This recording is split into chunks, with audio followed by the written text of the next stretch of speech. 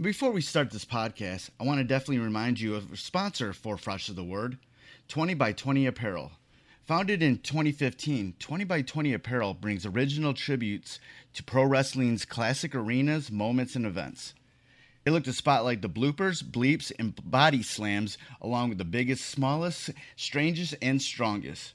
In the world of wrestling where there's hundreds of shirts, promotions, flyers, social media accounts, and ads, don't get lost in the sea of parody shirts and display fonts.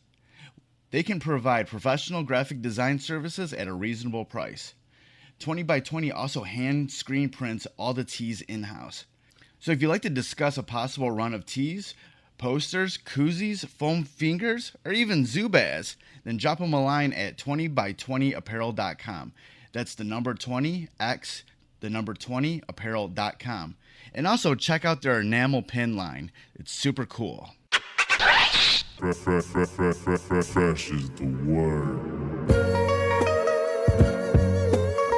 I'm Jim Duggan, got long wood for plenty, boy. I keep it fresher than fresh, but you already know. You suckers bummy, I'm money, I got a ton of flows. My weed loud like a motherfucker on the roll.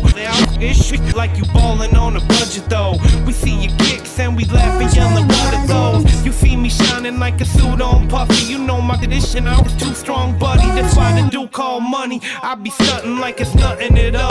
Cause it's nothing to me, it's probably something to y'all. Trying to smoke like me, then come with the dog. Got a closet full of kicks, you can't cop it tomorrow. And I'm fresher than the freshest, you can tell it's in my essence. It's either way I'm rapping, yes I this shit until I'm running out of breath. Or tell somebody cut a check, but either way you know it's fresh. And either way you know it's fresh. Fresh, we fresh. Fresh, fresh, fresh, fresh. Women like we fresh. Fresh, fresh, man, like me, we so fan fresh. All right, welcome to the Fresh of the Word podcast. I'm your host, Kelly K. Fresh Frazier, and we have a great guest with us today. We got Nick Fradiani, who was the winner of American Idol back in 2015, and currently has made his national tour debut on the musical A Bronx Tale. How you doing, Nick? I'm good, man. How you been? Oh, I've been awesome. So cool, man. You coming coming here in Detroit to the Fisher Theater later on this month for A Bronx Tale, and you play Lorenzo on this production. You know, how did you get connected with A Bronx Tale? Well, really, it was just my agent got an email from the casting director that was casting the national tour, and they had me come in and read for the part of Lorenzo. And I really had no experience really much in musical theater, but I did know the movie. I mean, I was obsessed with the movie as a little kid, so I knew the movie inside, or the story inside and out. I knew the character that they wanted me to play, who in the movie is played by Robert De Niro. And so I was really kind of comfortable with going in there, and it just went really well. And then they brought in some great. They had a great director, and Steve Edlin, come in and kind of work with me extensively to get myself ready for this. And it's been going great. It's been a great experience. It's been a lot of fun, and just kind of loving it. Excited to get to Detroit. Cool. What did you do going into that audition to sort of kind of give your best version of this character that you already knew about from the movie? Well, to be honest with you, I almost didn't go to the audition because I just didn't. I loved the movie and I loved the show, but I didn't truly think that I was capable of doing a musical. It was not something that I had experience with. I was like, I don't want to go in there and make a fool out of myself. I gotta drive in. I gotta take the train in the city and do all this. It's gonna be a whole day. I was like, you know what?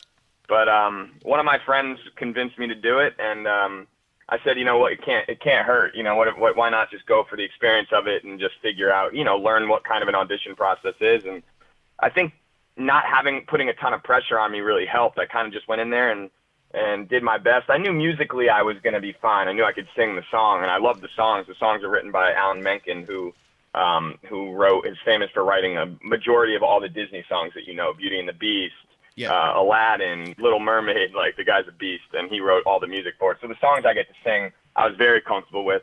And just the acting, I don't know, it just came naturally for me for this character. And I think it was because I didn't put a ton of pressure on myself. Like I said, the director was super easy to work with and kind of made me feel comfortable even in the audition process. So it was just a really good fit. And Right. you know, I found something new now that I like. It's kind of cool to be able to say that I could do musical theater now as well. Yeah, definitely. It was like, you know, what could you really lose going out and doing that audition? Exactly. So, exactly. Yeah, and it looks like everything panned out well for you. What have you learned during this process of, from that first audition to working with, everybody on the production into, right now about yourself in this new venture?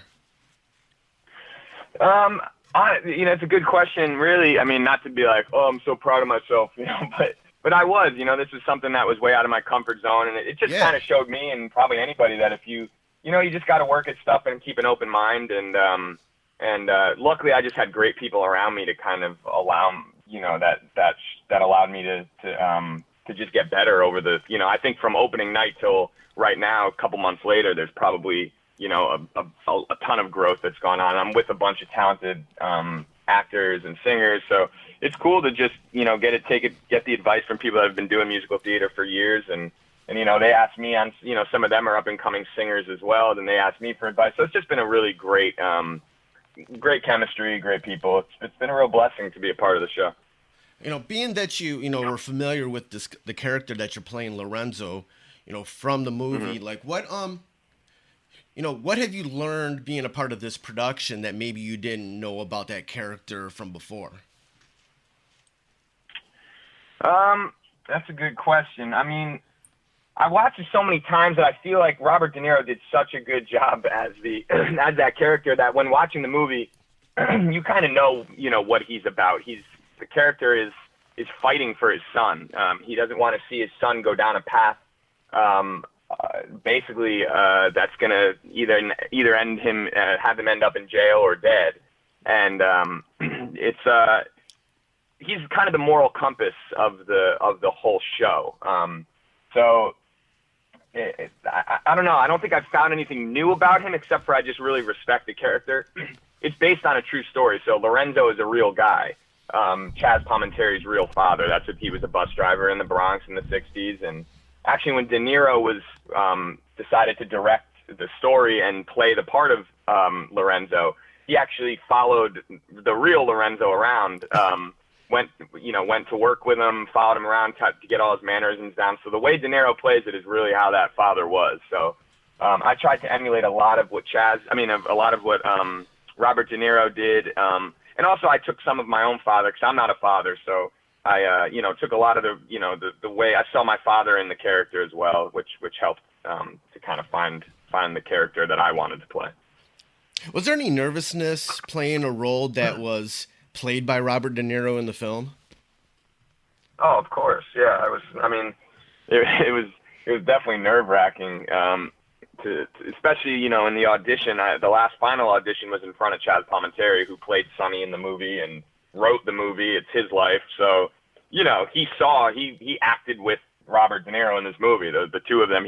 And it's obviously his dad. So it was it was totally nerve-wracking. And I've gotten to sit down with Chaz. I've had dinner with him a bunch. He's told me stories of his father, and I just feel like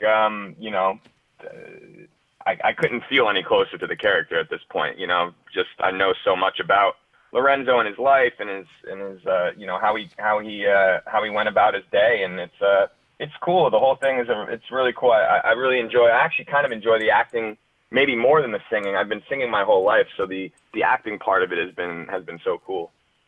How were those conversations like with Chaz?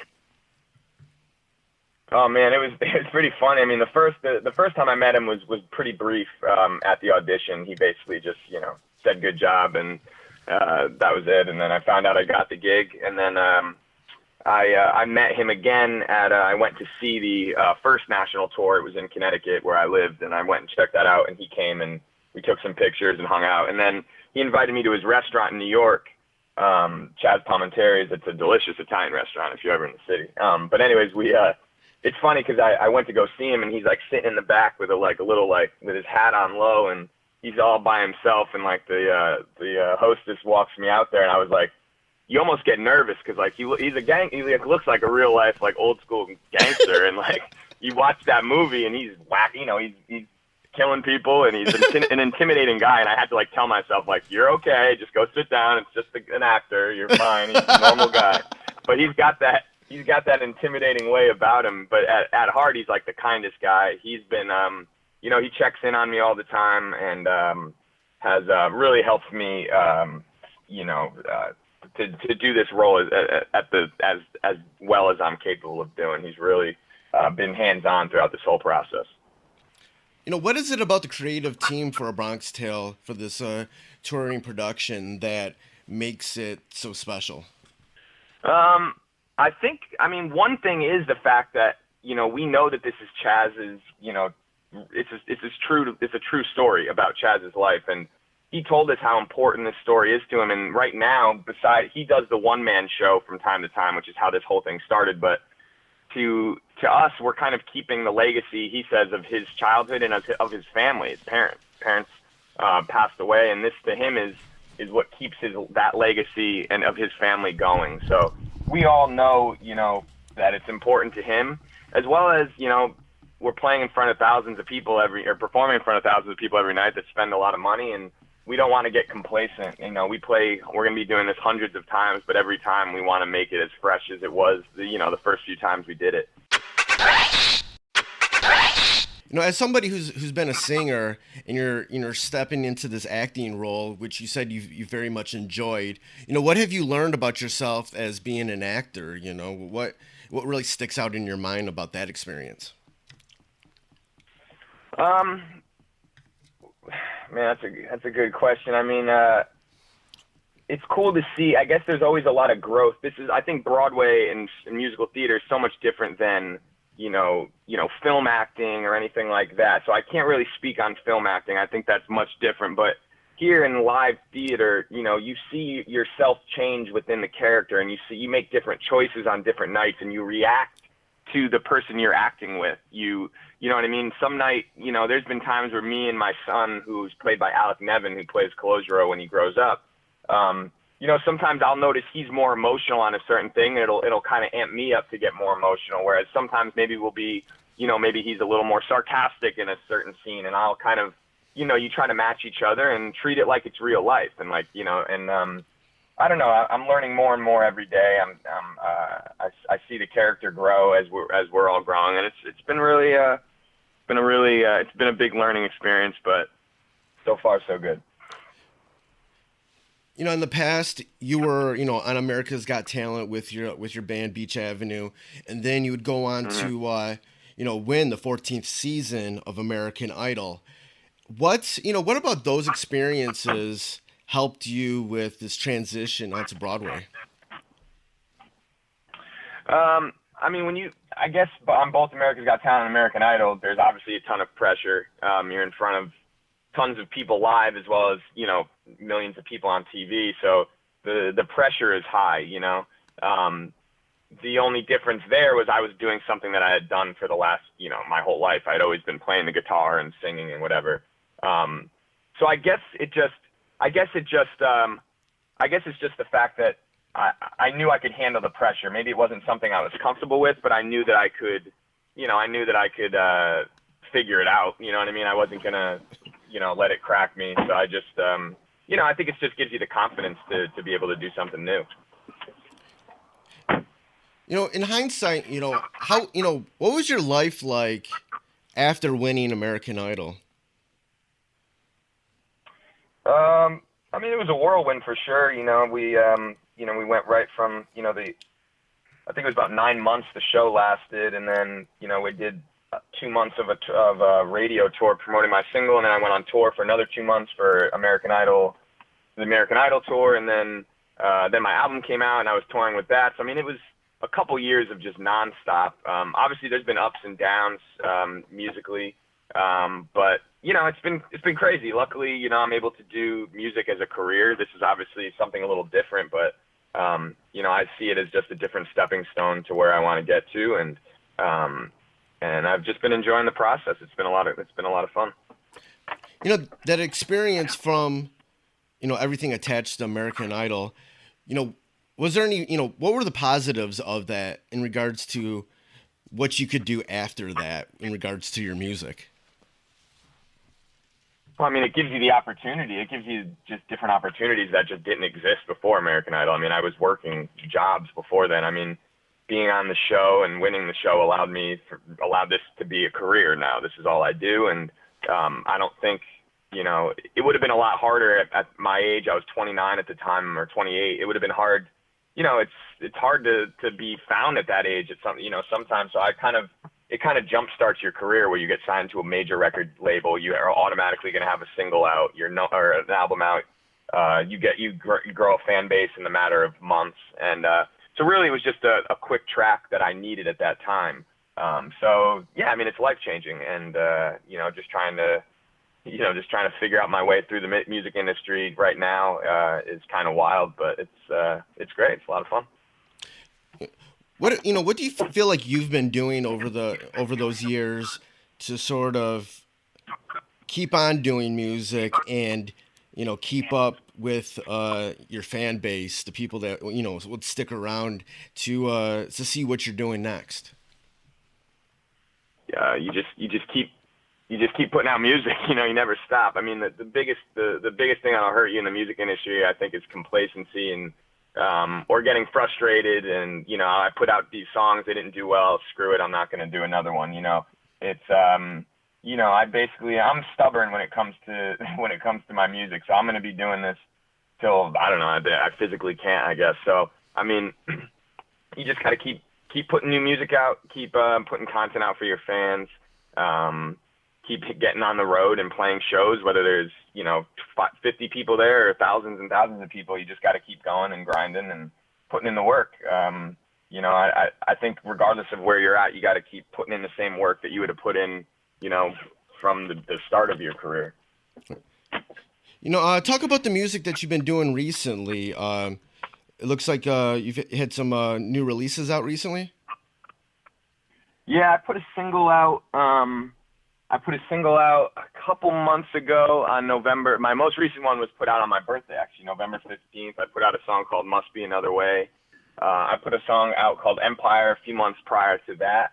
And I'm going to have a bunch more music coming out in the next few months that are already recorded. I kind of did a lot of recording over the summer once I booked A Bronx Tale, because I knew I wasn't going to be able to go into the studio. So I got a bunch of music kind of in my back pocket that I'm waiting to release, and that's gonna be cool to be able to be on the road and also putting out new music. That's always fun. What's been the feedback of your recent singles? It's been good. I mean, they haven't been crazy hits or anything, but I mean, my fans, I'm trying to I have a lot of people that have stuck with me for a long time, and I pay close attention to their feedback, and they've been really into the most recent songs, and they know a lot of the songs that are coming too, because I've been playing those live. So the reception's been really great. I love playing the songs live, which is important.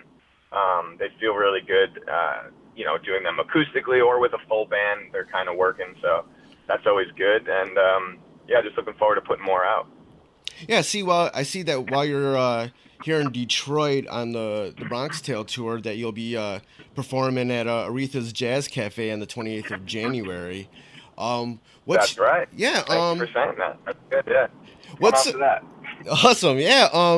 What's a live show like with you? Well, they're always pretty different, depending on kind of, right now I'm going to be traveling with the show, so all I have is an acoustic guitar and myself right now when I'm in Detroit. So this is going to be a really chill show. I'll be kind of doing like singer-songwriter type stuff, acoustic broken down versions of my songs, some songs I did on Idol, cover songs, all different stuff, but it'll be kind of like, MTV Unplugged type versions of all my songs. But sometimes those end up being, kind of the coolest for fans, because it's really intimate, and it's an intimate setting where you could really, listen to the vocals and the lyrics to the songs. And so yeah, I'm really excited to play in Detroit. It's been a while since I've been there, so I'm really looking forward to that show. Now, how did you originally get into music? Being a performer. My dad's a musician. That was his living when I was a kid. So I've been around, seeing, my biggest mentor, that was his dream and his life. So it's kind of been, in my blood, I guess. So that's kind of where it started. Then in college, I started learning how to write songs, and that was it, really. I kind of just have been playing gigs and trying for a while. Getting back to the Bronx Tale, that's definitely a movie that people still love to this day. They'll still say that's their favorite, one of their favorite movies. What is it about that story that really grabs people, especially, with, society today?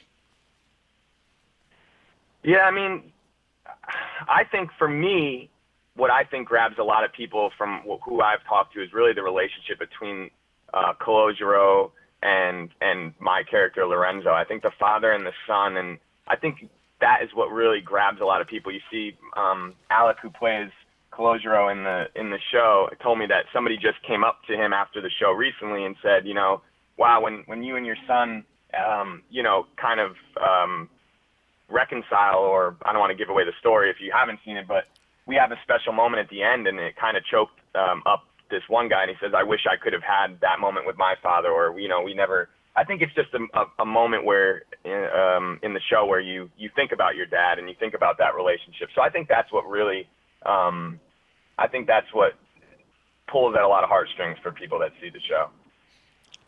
How does the musical numbers of A Bronx Tale, help tell this story?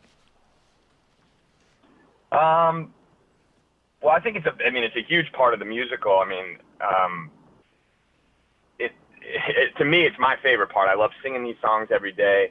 And lyrically, Glenn Slater did a great job at just connecting it to what was going on at the time in the 60s. And obviously, it just helps to tell the story overall. And when you have Alan Menken, writing those melodies, you're going to remember them and be humming them for many days. So overall, the show is just really fantastic. They did a great job when this went on Broadway years ago, and to be able to keep it going is really great. What's the sort of look of this musical? How what did from your perspective, what did they go into? How important was the authenticity of just the look of everything? I think that's really important. You want to be transported into that time period. I mean, this isn't this is something that a lot of people that are watching it maybe lived through it, and they want to kind of reminisce to those times. Some people there could be 12-year-olds that have no idea what life looked like back then. So it's extremely important, and the set is beautiful. I mean, you're immediately brought back into the Bronx in the 60s. It's really cool. It's a beautiful set, same set from Broadway. Our crew does a great job, hauling that thing around all over the country. And, it's quite a sight to see. For people who haven't seen the movie or, haven't seen the musical, haven't seen the story before, why do you feel like this story is important for somebody to see, especially today?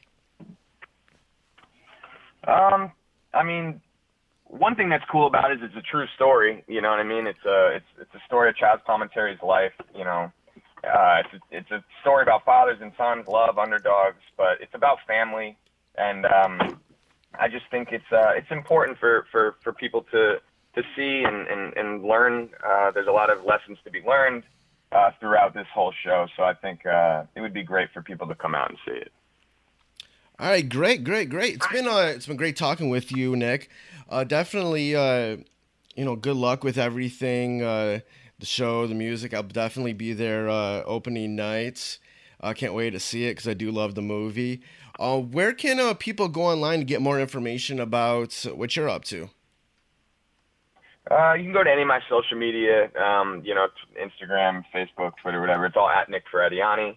And even at nickfradiani.com has all my individual shows, as well as you can get tickets to A Bronx Tale from there as well. So, yeah, that would be great.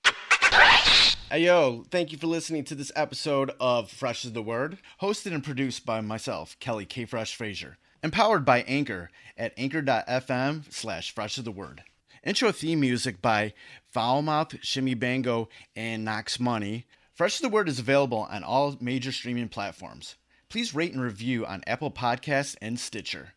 If you want to support Fresh is the Word, please consider pledging via Patreon at patreon.com/freshisthe-word. Follow Fresh is the Word on social media on Twitter at FreshIsThePod, on Instagram at Fresh is the Word Podcast, and join the Facebook group at facebook.com/groups/FreshIsTheWord.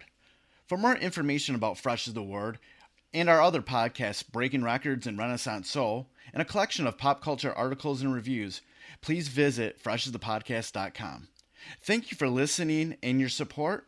Goodbye and good night. Fresh is the word.